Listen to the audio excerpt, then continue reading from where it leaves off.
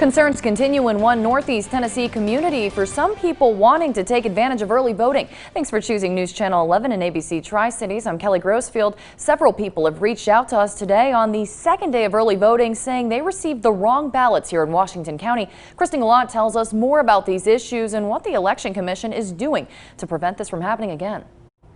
Those issues happening at voting locations in Gray and Jonesboro. The Washington County Election Commission said they were aware of the problem and are working to fix it. Those early voters, though, are saying they don't want this to happen to other people.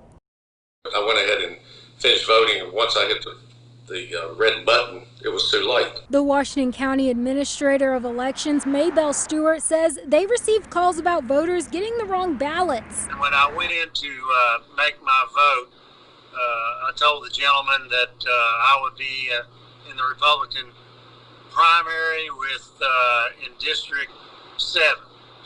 And when I went to place my vote, I was in the Democratic primary.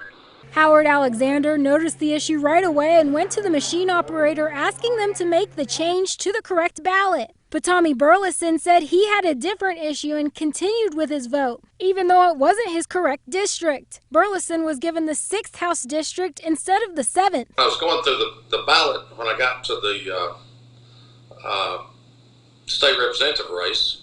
I noticed that it was Mr. Van Huss and Mr. Hicks as opposed to Hill and Alexander.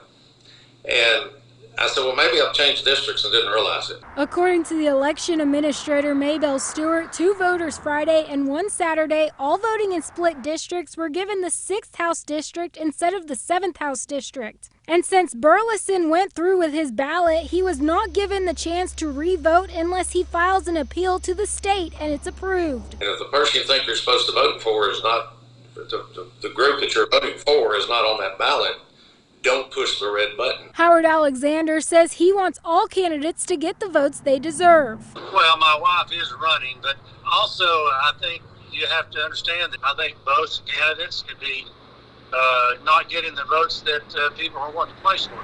If you do not see your candidate on your ballot, you need to ask the operator that there's a problem.